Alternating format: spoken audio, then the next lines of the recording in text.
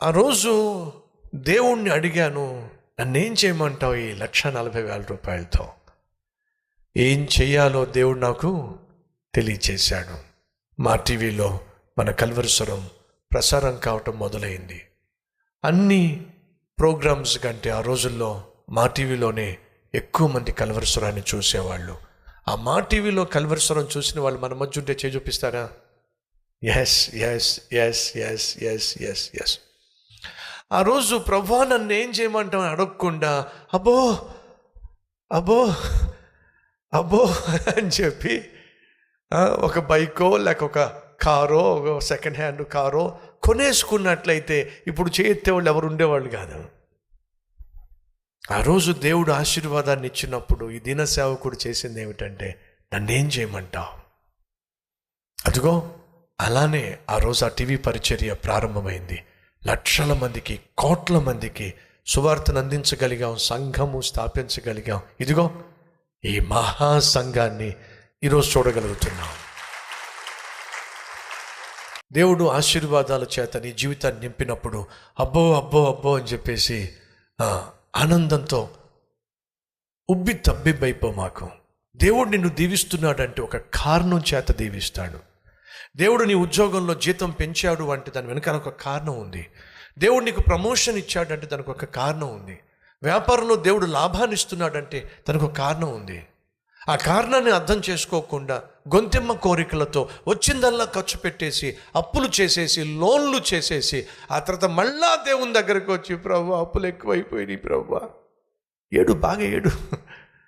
ఎందుకని? నిన్ను ఆశీర్వదించిన కారణం ఏమిటంటే లెక్కలేనన్ని కారులో లేకపోతే అవో ఇవో కొనుక్కుంటామని కాదు. నిన్ను ఆశీర్వదించిన కారణం వేరు. కనీసం ఆ కారణం ఏమిటో కనుక్కునే ప్రయత్నం కూడా నువ్వు చేయలేవు. కాబట్టి ఈరోజు మళ్ళా కష్టాలు కొని తెచ్చుకున్నావు. ప్రియ సహోదరి సహోదరులు, ఆమె ఒక పేద విధవరాలు, భర్త లేనటువంటి మోడుబారిన జీవితం.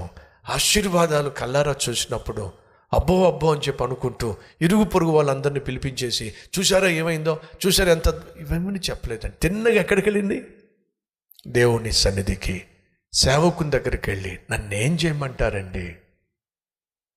ఈ ప్రశ్న ఆమెకున్నటువంటి ఉన్నతమైన వ్యక్తిత్వాన్ని తెలియచేస్తుంది. అప్పుడు దేవుడు సేవకుడి ద్వారా అంటున్నాడు, అమ్మా నీ విశ్వాసము దేవుడు చూశాడు కాబట్టి నీకున్న సమస్య ఏమిటి? భర్త లేడు, పోషించేవాడు లేడు, అది నీ సమస్య. మొదటి సమస్య. బిడ్డల్ని ఎలా పోషించుకోవాలో తెలియదు, ఇదేగా నీ సమస్య. రెండవ సమస్య ఏమిటి? అప్పు ఇచ్చిన వాడు ఇప్పుడు అప్పు తీసుకోవడానికి వచ్చాడు, అప్పు చెల్లించకపోతే బిడ్డలను తీసుకెళ్ళిపోతాడు అనేది భవిష్యత్తు సమస్య. బ్రతుకు సమస్య, బ్రతుకు తెరువు సమస్య, బిడ్డల భవిష్యత్తు సమస్యలో పడింది. కానీ తను 4 గోడల మధ్య చేసిన పని వల్ల జరిగింది ఏమిటి తెలుసా?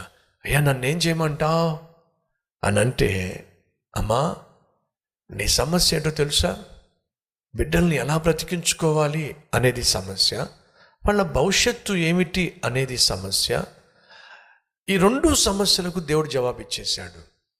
నీవు కలిగి ఉన్న నూనె తీసుకువెళ్ళి అమ్మేసేయి, వచ్చిన డబ్బుతో అప్పు తీర్చేసేయి, మిగిలిన దానితో నువ్వు బ్రతుకు, నీ బిడ్డలు బ్రతుకుతారు, ప్రశాంతంగా జీవించు తల్లి.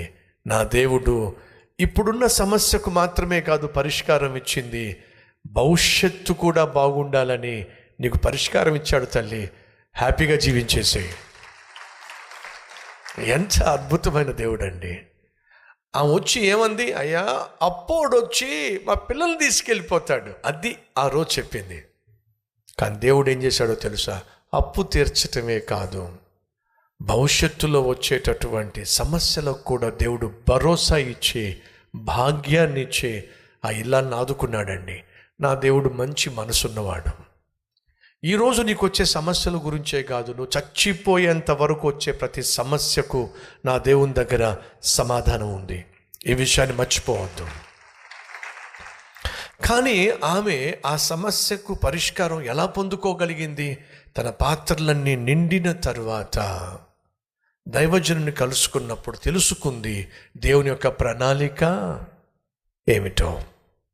దేవుడు నిన్ను దీవించినప్పుడు దేవుని దగ్గరికి రా. అఫ్కోర్స్ మనలో కొంతమంది ఉద్యోగం వస్తే మొదటి జీతాన్ని దేవునికి ఇవ్వాలని చెప్పి తీసుకొస్తారు. ఒక సహోదరుడైతే మొదటి సంవత్సరం అంతా కూడా జీతాన్ని దేవునికి ఇచ్చిన సందర్భం ఉంది. దేవుడు దీవించినప్పుడు దేవుణ్ణి మర్చిపోకుండా కృతజ్ఞత కలిగి కానుకిచ్చేవాళ్ళు, కృతజ్ఞత కలిగి కల్వరసురాన్ని బలపరిచి సువార్తను దానం చేసేవాళ్ళు, కృతజ్ఞత కలిగి దశమ భాగాన్ని ఇచ్చేవాళ్ళు, ఇలా చాలామందిని మనం చూసాం.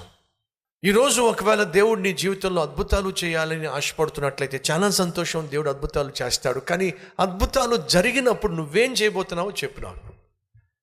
How are you going to react to those wonders that God is going to perform in your life? నీ జీవితంలో దేవుడు చేయబోతున్న అద్భుతాలను నువ్వు అందుకున్నప్పుడు నీ రియాక్షన్ ఏమిటి?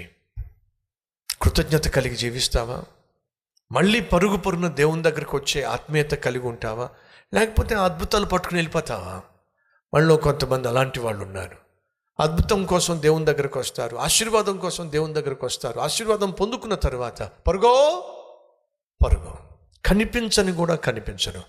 ఈరోజు ఇక్కడ కూర్చున్న వాక్యం వింటున్న ఏ ఒక్కరూ కూడా మీ ప్రార్థనకు జవాబు వచ్చిన తర్వాత దయచేసి దేవునికి దూరము కాకండి, ఆయన సన్నిధికి దూరం కాకండి. ఈ పేద విధవరాలు ఆర్థికంగా పేదదే కానీ ఆత్మీయంగా మాత్రం చాలా ధనవంతురాలు. ఎందుకని? పాత్రలన్నీ నిండిపోయిన దేవుణ్ణి మర్చిపోలేదండి, దైవజనుణ్ణి మర్చిపోలేదండి. పాత్రలన్నీ నిండిపోయిన తర్వాత తిన్నగా వచ్చి దేవుని సన్నిధిలో అడుగుతుంది, నన్ను ఏం చేయమంటారు? ఇప్పుడు నా పాత్రలన్నీ నిండిపోయినాయి. మన జీవితంలో ఈ పాఠము మనందరినీ కూడా బంగారు భవిష్యత్తుకు సిద్ధపరచునుగాక. Let's pray. ప్రార్థన చేద్దాం రండి. ప్రతి ఒక్కరు ప్రార్థనలో ఏకీభవించండి.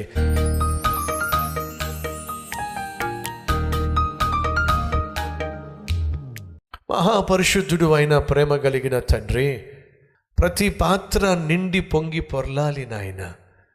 వీళ్ళ గృహంలో ప్రతి గది నీ ప్రేమతో, నీ సన్నిధితో, నీ ఆశీర్వాదంతో నిండాలి నాయన.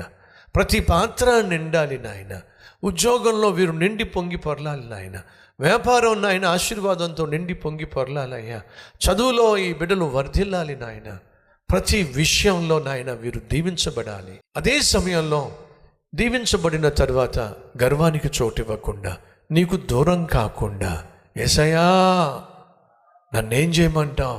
ఇంతగా నన్ను దీవించావు, ఇంతగా నన్ను ఆశీర్వదించావు, నన్నేం చేయమంటావు? అన్ని సన్నిధికి వచ్చి వారు పొందుకున్న ఆశీర్వాదాలను మరింత దీవెనగా మార్చే మనసు దయచేయండి అయ్యా. నాయన, మా చేతులు ఆశీర్వాదంతో నిండినప్పుడు మేము కేవలం చప్పట్లు కొట్టుకుంటూ కూర్చుంటే ఏం లాభం? ఆ చేతులతోనే నాయన నీ రాజ్యానికి సహాయం చేయాలి, సువార్తను వ్యాప్తి చేయాలి, నిన్ను ఘనపరచాలి. అదే చేత్తో మరొకరిని నీ సన్నిధికి నడిపించాలి నాయన. అట్టి కృప మాకు దయచేయమని యేసుక్రీస్తు నామం పేరిట వేడుకుంటున్నాం తండ్రి, ఆమెన్.